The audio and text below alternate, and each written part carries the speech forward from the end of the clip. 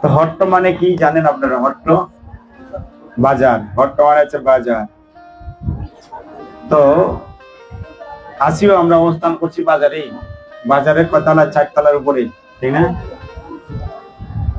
তো বাজারে যখন কোনো ব্যক্তি দ্রব্য কিনতে যায়, কি নিয়ে যায়? মানে কিনে আনতে গেলে কি লাগে? টাকা আর একখান ব্যাগ নিয়ে যায়, তাই না? তো হয়তো কোনো টাকার বিনিময়ে যে ভালো ভালো মানে সবজি, যে দ্রব্য আদি ক্রয় করে আনা হয় ব্যাগ ভরে টাকা দিয়ে। কিন্তু শ্রী চৈতন্য মহাপ্রভুর নির্দেশ অনুসারে, যে নিত্যানন্দ প্রভু যে তিনি হাট খুলেছিলেন সুরভি কুঞ্জেতে,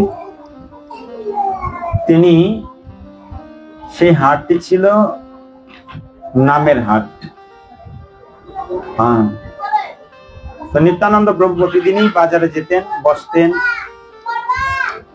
এবং ক্রয় বিক্রয় হতো। আর সন্ধ্যা হলে মহাপ্রভুর কাছে গিয়ে তিনি হিসাব দিতেন। হ্যাঁ, যেমন আপনারা যারা বড় বড় ব্যবসায়ী আছে, সারাদিন বিক্রি কিনা করবে, ম্যানেজার যিনি আছেন তিনি অত্যন্ত বিক্রি কিনি করে, আর সন্ধ্যার সময় মহাজনের কাছে হিসাবটা গুছিয়ে দেওয়া হয় যে আজকে এই মানে বিক্রি কিনি হয়েছে, এই আমাদের এই পরিমাণে রয়েছে। তো নিত্যানন্দ প্রভু প্রতিদিনই মহাপ্রভুর কাছে যেতেন, তো সারাদিন বসে থাকতেন ঠিকই, কোনো দিন আসতেও না কাস্টমার। তো মনটা খুব ভারাক্রান্ত হয়ে যেত। নিত্যানন্দ প্রভু মহাপ্রভুর কাছে বলছেন যে আপনি এমন একটি বাজার হাট খুলিয়ে দিলেন, কখনো কখনো আমরা বসে থাকি, কেউ আসি না। হ্যাঁ, আর কেউ যদি আসেও, 1-2 জন আসে, তাও মানে ক্রয় করতে চায় না, আমাদেরকে দেখে এড়িয়ে চলে যায়। হ্যাঁ, স্বাভাবিক সাধু মানুষ, একটু টিকি তাকে যদি একটু কপালে তিলক থাকে, হ্যাঁ, দেখে অন্যরকম ভেষ, আরে বাবা ওর কাছে গেলে আমার সমস্ত সংসার বাসনা সবকিছু থাকতে হবে, ত্যাগ করে তার কাছে যেতে হবে। তখন কিন্তু ছিল যে নামের হাটে যিনি নাম কিনা হতো, হ্যাঁ, ব্যাগ ছাড়াই যেতেন, টাকা দ্রব্য ছাড়াই তারা কিনা কাটা করতেন। 1-2 জন যদিও যেত, তো তিনি কি দিয়ে কিনতেন? টাকার বিনিময়ে কি মূল্যতে কিনতেন?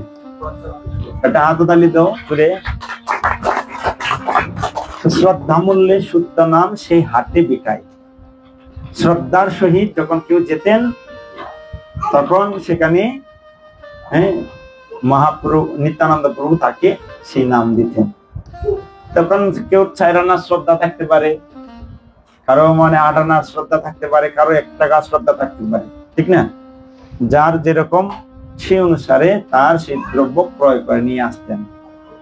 কিন্তু কখনো কখনো যখন আসতো না, তখন মহাপ্রভু কাছে নালিশ দিতেন গিয়ে যে মহাপ্রভু আজকে কেউ আসে না, সারাদিন বসে থাকতে তার ভালো লাগে না। তো মহাপ্রভু চিন্তা করলেন, তাহলে একটা কাজ করো, এজেন্ট দেওয়া শুরু করো, এজেন্ট।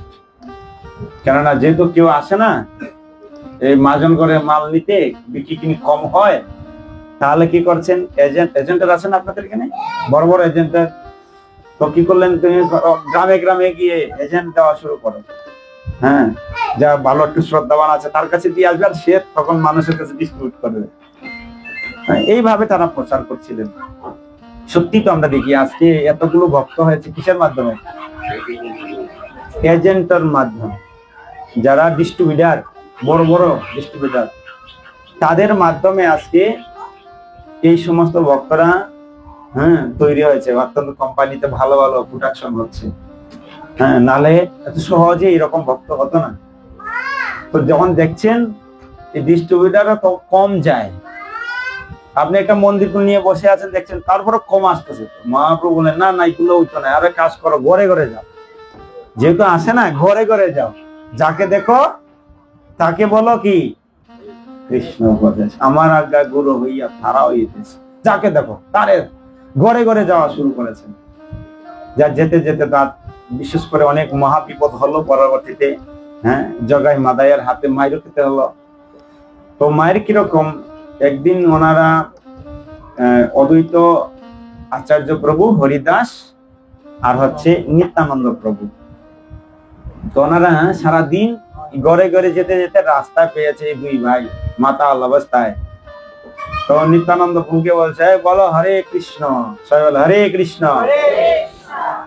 তো বলছে মা দায় দেখ তোর হরির নাম শোনাইতে আসছে, আবার টিকি টুকি আছে। যখন আবার বলছে বলো হরে কৃষ্ণ, হ্যাঁ যদিও শব্দটি আমার একটু আসতে পারে, কিন্তু এটা আমার একটা যেরকম লেখা আছে ঠিক।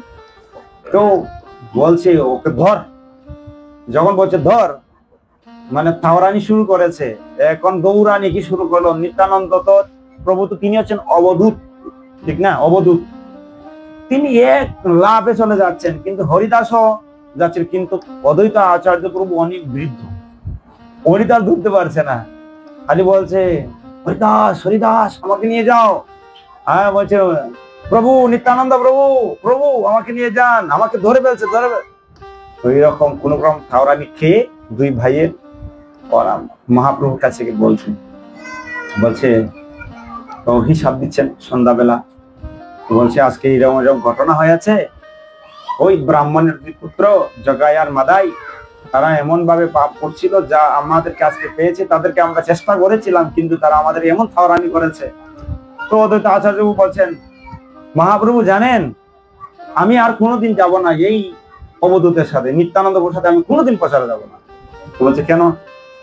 আজকে তো আমার প্রাণটা যায় যায় অবস্থা, যদি ধরে ফেলতো তাহলে তো আজকে আমার রাস্তাই আজকে শেষ হয়ে গেল। কার এত বড় সাহস তোমাকে এরকম আক্রমণ করছে? তো বলছে এই জায়গায় মাথায়। তাই তখন হিসাব নিসাব নিয়ে বসে আছেন, তখন অদ্বৈত আচার্য প্রভু সংকল্প আছে আমি আর যাব না ওনার সাথে। এই দুই ভাই প্রতিদিন তো শ্রীবাসঙ্গানি কীর্তন হতো, হ্যাঁ, তো মানে সন্ধ্যার দিকে যেতেন, সারা রাত্র এরকম আড্ডা দিতে দিতে কীর্তন করতে করতে ভোর হয়ে যেত। তো একদিন কি করছে, ওই দুই ভাই মাতাল হয়ে খেয়ে খেয়ে, হ্যাঁ ওরা কি করছে, ওই শ্রীবাসঙ্গনের পাশেই রাস্তায় দুই ভাই দুইটা হাড়ি নিয়ে, জানেন হাড়ি মানে হচ্ছেন সুরা, সুরা মানে মদের হাড়ি, হ্যাঁ দুইটা গটি নিয়ে খেয়ে একদম শুয়ে আছে। একজন তার পায়ে তার বুকের উপর পা দিচ্ছে, আর একজন লম্বা, রাস্তাটা একদম কাছে আছে।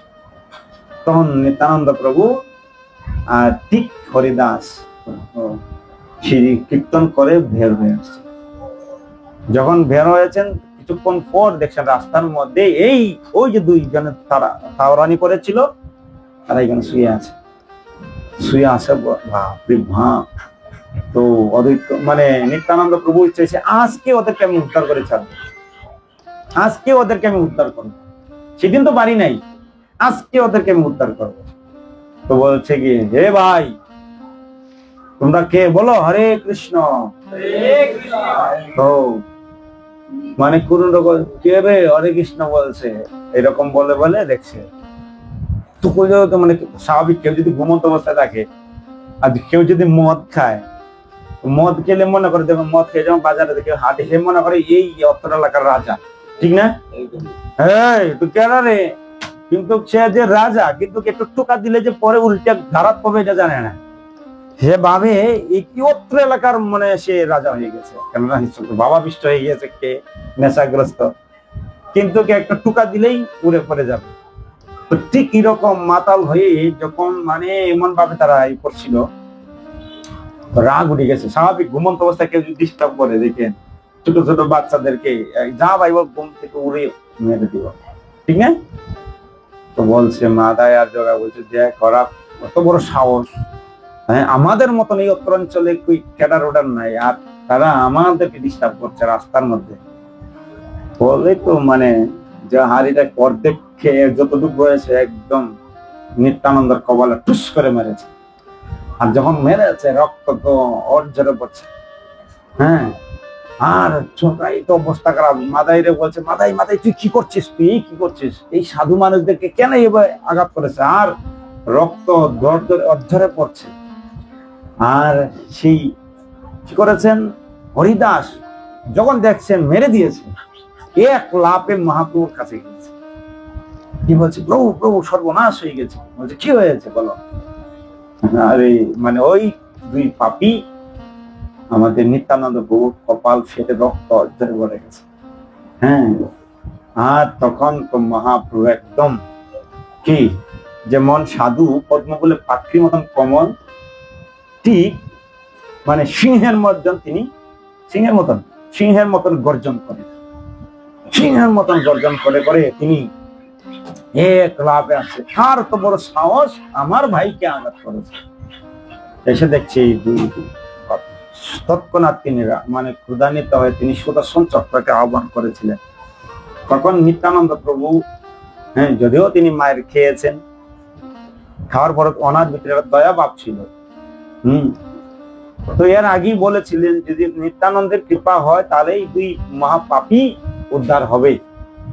এর আগেই বলেছিলেন, যদি মহাপ্রভু বলছিলেন যদিও তারা পাপী, আর যদি নিতার কৃপা করে যায় তাহলে নিশ্চিত তারা একদিন না একদিন উদ্ধার হবেই। তো সেই জন্য দেখছেন মানে নিত্যানন্দ প্রভু দেখছেন সুদর্শন চক্রকে আহ্বান করে ছেড়ে দিবে, তৎক্ষণাৎ সেই মানে নিত্যানন্দ প্রভু মহাপ্রভুকে জড়িয়ে ধরেছে। প্রভু আপনি কি করতে যাচ্ছেন? দেবে না অস্ত্র ধরিবে, প্রাণে না মারিবে, আপনার প্রতিজ্ঞা তো ভঙ্গ হয়ে যাচ্ছে না, আমাকে ছাড়ো, হ্যাঁ আমাকে ছাড়া, আজ ওদেরকে শেষ। তো যে জগাই এবং মা একবাই কি করছিল, মানে খুব করজোরে মানে বিনীতি করছিল, মাপ চাচ্ছিল, প্রভু মাপ ক্ষমা করে দাও, ক্ষমা করে দাও, আর কোনোদিন এই কাজ সেই করে করবে না, আজকের জন্য ক্ষমা করে দেন, আমরা দিবেন। তো নিত্যানন্দ প্রভু যখন মহাপ্রভুকে শান্ত করলেন, তো আস্তে আস্তে আস্তে তিনি সেই ক্রোধ সংবরণ করলেন। ক্রোধকে সংবরণ করে তিনি কি করলেন, সেই দয়া হৃদয়ে জাগলো। হ্যাঁ, সেই জন্য নিত্যানন্দ প্রভু মায়ের খেয়েছে, মেরেছিস মেরেছিস বলে, তারপরে কি তাই বলে কি তোকে প্রেম দিব না, মার, আরো মার, কিন্তু তারপরে তুই হরির নাম কর। তাহলে কি হচ্ছে, কিরকম সেই নিত্যানন্দ প্রভুর হাট, আর হাটের কি কত মূল্য। তো আমরা এখানে সেই সবাই সমবেত হয়েছি, হ্যাঁ, যেরকম আমাদের শ্রদ্ধা সেই অনুসারে আমাদের কি হবে, আমরা পকেটটা ভরে নিয়ে যাবো, ঠিক না, ব্যাগটাকে ভরে নিয়ে যাব। তো আমাদের কি করা উচিত, পূর্ণ শ্রদ্ধা থাকা উচিত মহাপ্রভুর প্রতি, নামের প্রতি।